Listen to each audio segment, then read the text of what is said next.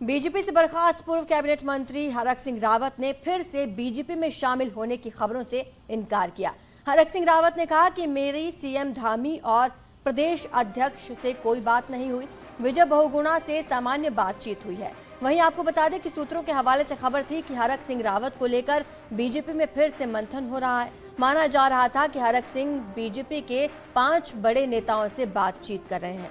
उधर हरक की कांग्रेस में भी एंट्री नहीं हो पाई। बताया जा रहा है कि कांग्रेस में एंट्री को लेकर कई नेता नाराज चल रहे हैं, जिसके बाद हरक के कांग्रेस में जाने पर फिलहाल पेंच फंसा हुआ है।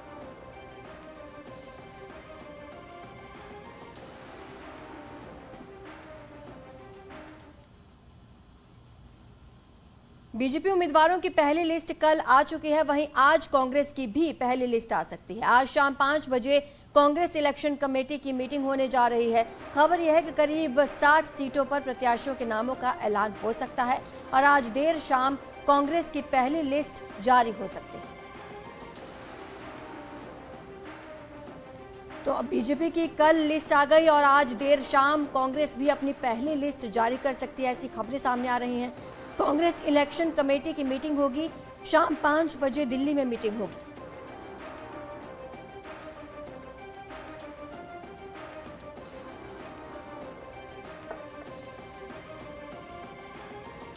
तो आज देर शाम मीटिंग के बाद कांग्रेस अपनी लिस्ट जारी कर सकती है। इसमें 60 नामों का ऐलान किया जा सकता है। शाम 5 बजे इलेक्शन कमेटी की मीटिंग होनी है और इसमें मंथन किया जाएगा नामों पर। खबर यह है कि 60 नामों का ऐलान संभव है। देर शाम कभी भी ये लिस्ट सामने आ सकती है। कल बीजेपी ने अपने 59 प्रत्याशियों का ऐलान कर दिया है और आज कांग्रेस भी अपने प्रत्याशियों का ऐलान कर सकती है। उम्मीद यह है कि 60 नामों का ऐलान हो सकता है।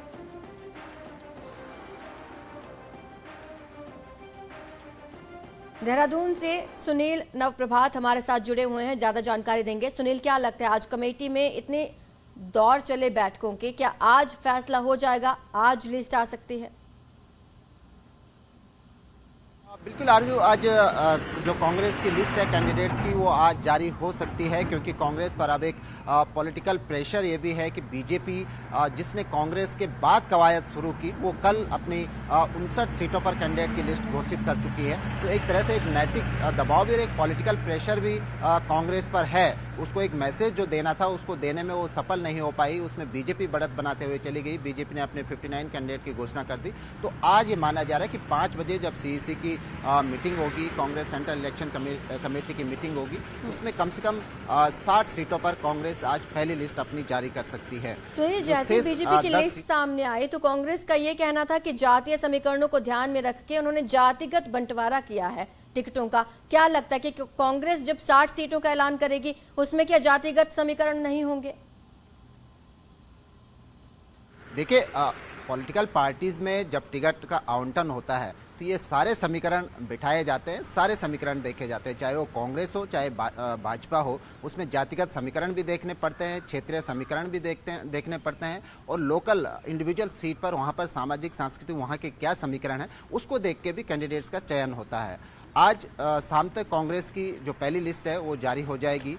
शेष जो 10 के आसपास ऐसी सीटें बताई जा रही हैं जिनको कांग्रेस सेकंड सूची में सेकंड लिस्ट में उनका नाम जारी कर सकती है, जिसमें हरीश रावत की भी एक सीट हो सकती है कि हरीश रावत कहां से लड़ेंगे। कांग्रेस इलेक्शन कैंपेन कमेटी के चेयरमैन हैं, उनकी दावेदारी किस सीट से होगी, इसको लेकर बड़ी सुगबुगाहट जनता के बीच है। साथ ही साथ जो हरक सिंह रावत है उनकी पोजीशन अभी क्लियर नहीं हो पाई है, उनका स्टेटस अभी क्लियर नहीं हो पाया है कि कांग्रेस उनको लेगी तो क्या हरक सिंह रावत चुनाव लड़ेंगे, कांग्रेस उनको टिकट देगी या फिर सिर्फ उनकी बहू को ही टिकट दिया जाएगा। ये तमाम पहलू है जिनके लिए वेट एंड वॉच की स्थिति कांग्रेस भी अपना सकती है। करीब 10 के आसपास सीटों को कांग्रेस होल्ड पर डाल सकती है, लेकिन ये जरूर ये करीब तय है कि आज पहली लिस्ट कांग्रेस की जारी हो जाएगी। शुक्रिया सुनील इस तमाम जानकारी के लिए। तो आज कांग्रेस अपनी पहली लिस्ट जारी कर सकती है।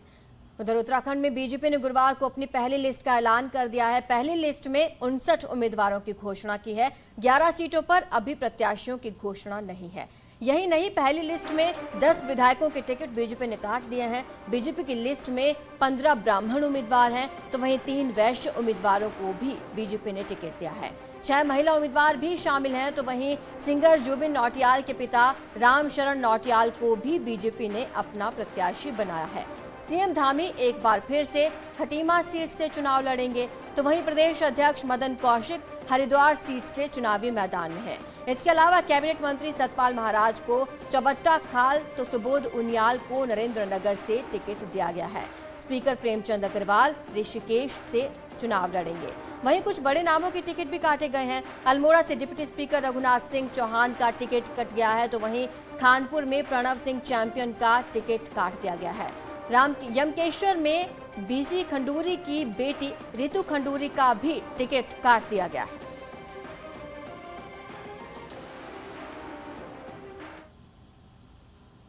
उत्तराखंड बीजेपी ने कांग्रेस पर बढ़त बनाते हुए 70 में से 59 सीटों पर अपने कैंडिडेट्स घोषित कर दिए और करीब 10 सीटों पर नए चेहरों के साथ चुनाव में जाने का ऐलान कर दिया है।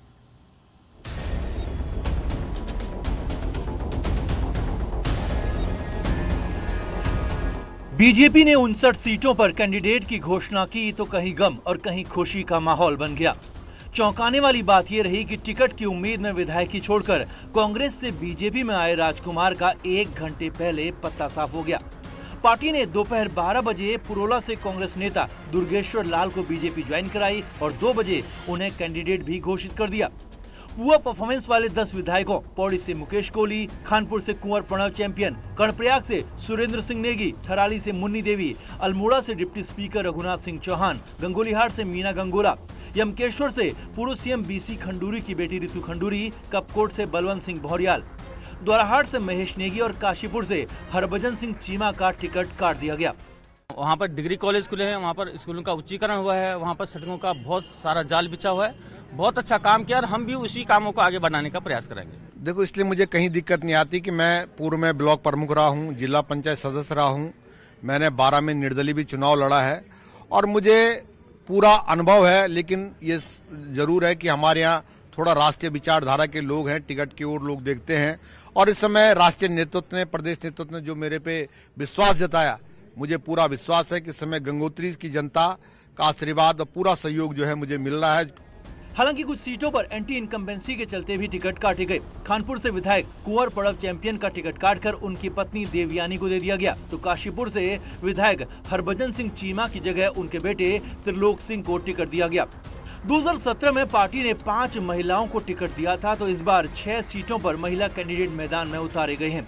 देहरादून कैंट में दिवंगत विधायक हरबंश कपूर की जगह तमाम दावेदारों को पीछे छोड़ बीजेपी ने उनकी पत्नी को टिकट दे दिया। तो वहीं राजपुर सीट पर पार्टी ने कई दावेदार टटोले, लेकिन अंत में सिटिंग विधायक खजानदास पर ही भरोसा जताया।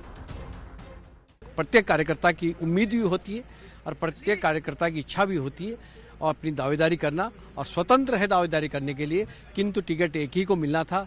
अब सबसे पहले मेरा काम है, मेरा कर्तव्य भी बनता है कि जो मेरे दावेदार थे, मेरे साथ के दावेदार थे राजपुर विधानसभा के, जिन्होंने आवेदन किया था, उनसे मैं मिलूंगा, उनसे निवेदन करूंगा कि पार्टी के लिए हम सब मिलकर के काम करेंगे। बीजेपी ने एक परिवार एक टिकट के सिद्धांत को भी फिलहाल बरकरार रखा है। विधायक मुन्ना सिंह चौहान के परिवार में सिर्फ उन्हें ही टिकट दिया गया।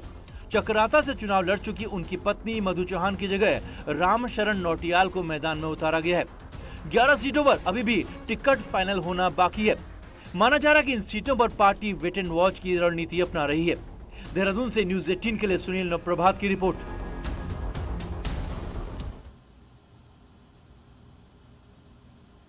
चलिए अब वो 11 सीटें आपको बताते हैं जिन पर बीजेपी ने प्रत्याशियों का ऐलान नहीं किया। इनमें 6 सीटों पर बीजेपी के सीटिंग विधायक हैं, तो वहीं 5 सीटों पर कांग्रेस के विधायक हैं। इन सीटों में केदारनाथ, डोईवाला, टिहरी, कोटद्वार, झबरेड़ा, लालकुआं, हल्द्वानी, जागेश्वर, रानीखेत, रुद्रपुर और पिरान कलियार सीटें हैं। माना यह जा रहा है कि कांग्रेस की लिस्ट के बाद इन सीटों पर टिकटों का ऐलान किया जाएगा।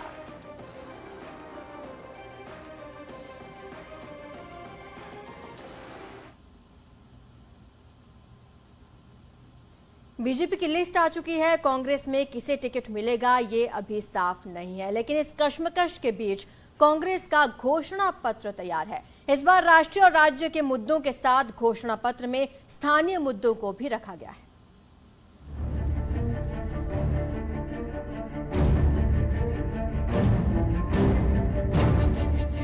टिकटों के फाइनल होते ही कांग्रेस का घोषणा पत्र भी जनता के बीच होगा। घोषणा पत्र कमेटी ने बकायदा इसका ड्राफ्ट पूरे केंद्रीय नेताओं को भेज दिया है। 2022 के चुनाव में कांग्रेस ने इस घोषणा पत्र में राष्ट्रीय मुद्दों के साथ पहाड़ से पलायन और रोजगार कैसे दिया जाए, इस पर भी काम किया है। हर पहलू का ध्यान रख करके स्थानीय स्तर से लेकर प्रदेश स्तर तक हर पहलू को ध्यान में रख के मैनिफेस्टो बनाया गया है, जिसमें विशेष रूप से उत्तराखंड में एम्प्लॉयमेंट और पलायन किस तरह से रोका जाए, एम्प्लॉयमेंट कैसे दिया जाए, शिक्षा का विशेष और हेल्थ का विशेष ध्यान रखा गया है मैनिफेस्टो में। 5 सालों में कांग्रेस राज्य से लेकर केंद्र की सरकारों को रोजगार, पलायन, महंगाई समेत कई मुद्दों पर घेरती रही है, जिसके चलते स्थानीय स्तर के मुद्दों को बल नहीं मिल सका है। हालांकि अब कांग्रेस का कहना है कि अलग अलग विधानसभाओं के मुद्दे को भी घोषणा पत्र में शामिल किया गया है, तो वहीं स्थानीय स्तर पर चुनाव में इनको मुद्दा भी बनाया जा रहा है, जिसमें सर्व समाज के लोगों की आवश्यकताओं की पूर्ति के अनुरूप और पूरे उत्तराखंड के विकास का एक खाका तैयार करते हुए जो हमारा घोषणा पत्र होगा, उसको लेकर हम जनता के बीच जाएंगे और मुझे पूरा विश्वास है कि जनता का आशीर्वाद हमको प्राप्त होगा। हमने जहां जहां हम गए, निश्चित तौर पर हमको एक ही चीज़ देखने को मिली है कि जनता चाह रही है, भाजपा जा रही है और कांग्रेस आ रही है। बहरहाल चुनाव से ठीक पहले कांग्रेस, बीजेपी से लेकर सभी दल दावा वादा जनता को करते हैं, लेकिन चुनाव के बाद जनता और नेता दोनों ही इन वादों को भूल जाते हैं, जिसके चलते काम अधूरा ही रह जाता है। नैनीताल से न्यूज़ 18 के लिए वीरेंद्र बिस्ट की रिपोर्ट। हरीश रावत के लिए कुमाऊं की 3 सीटों को परखा जा रहा है। इनमें से किसी एक सीट पर हरीश रावत चुनाव लड़ सकते हैं। अब रामनगर में विरोध के बाद डीडीहाट सीट सबसे ज्यादा मुफीद दिख रही है। ऐसे में हरदा डीडीहाट पहुंचते हैं तो मामला बेहद रोमांचक होना तय है। बीजेपी के कद्दावर नेता और कैबिनेट मंत्री बिशन सिंह चुफाल डीडीहाट से लगातार 5वीं बार विधायक हैं और 2022 के दंगल में भी बीजेपी ने चुफाल पर ही भरोसा जताया है। लेकिन अब इस सीट से उत्तराखंड कांग्रेस का सबसे बड़ा चेहरा हरीश रावत भी मैदान में उतर सकते हैं। ये संभावनाएं तेज हो रही हैं कि हरीश रावत कुमाऊं की सल्ट, रामनगर और डीडीहाट में से किसी एक सीट पर चुनावी अखाड़े में कूद सकते हैं। इन तीनों सीटों में डीडीहाट सीट हरीश रावत के लिए सबसे अधिक मुफीद सीट मानी जा रही है।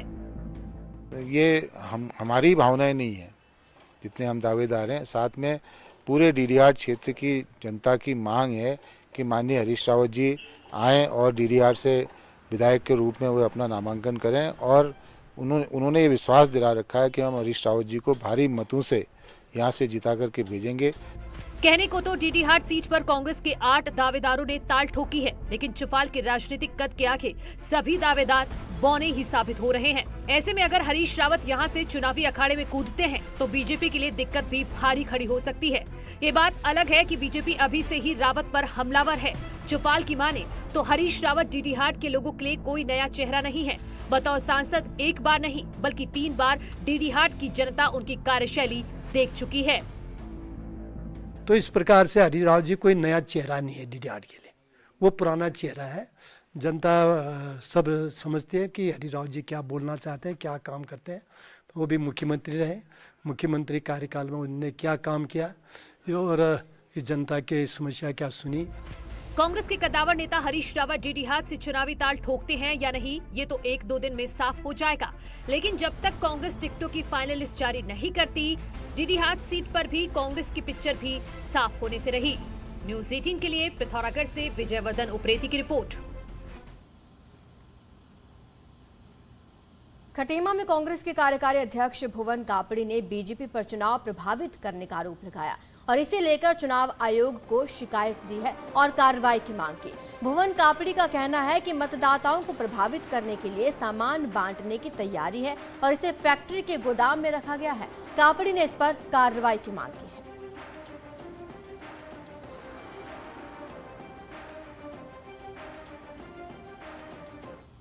अधिकारी को भी एसडीएम के माध्यम से इसको भेजा है, जिला चुनाव अधिकारी को भी भेजा है और केंद्रीय चुनाव अधिकारी को भेजा। हम चाहते हैं कि फाइबर के अंदर जाया जाए, उस गोदाम को चेक किया जाए और हम में से किसी भी व्यक्ति को साथ ले जाया जाए कि ये चेक कर रहे हैं या नहीं कर रहे।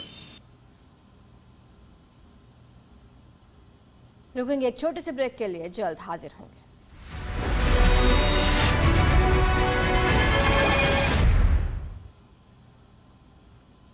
पिथौरागढ़ में चुनावी ड्यूटी से बचने के लिए बीमारी का बहाना बनाने वाले कर्मचारियों की बाढ़ से आ गई है। हालात यह है कि अभी तक जिले की 4 विधानसभा सीटों में 300 से अधिक कर्मचारियों ने बीमारी का हवाला देते हुए चुनाव से ड्यूटी हटाने की गुहार लगा दी है। ड्यूटी में बचने वाले कर्मचारियों की तादाद हर दिन बढ़ती जा रही है। फिलहाल इतना ही। आप देखते रहिए न्यूज़ 18 उत्तर प्रदेश उत्तराखंड।